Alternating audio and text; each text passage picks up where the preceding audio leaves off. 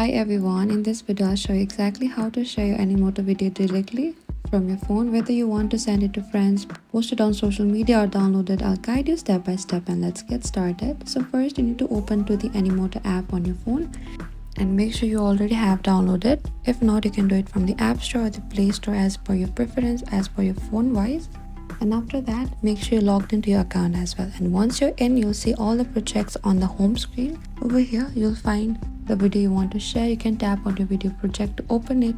And after you tap on your video project to open it, you'll now see a preview of your video with editing option and a share button on the bottom. Here you can see all of the social media. You can share it by simply tapping to either Facebook, Instagram, messages, email, and that is it. And this will open a menu with multiple options to share your video. You can choose to download it. You can send a link. That is it. Your Animoto video is now shared from your phone, quick, easy and ready for everyone to see.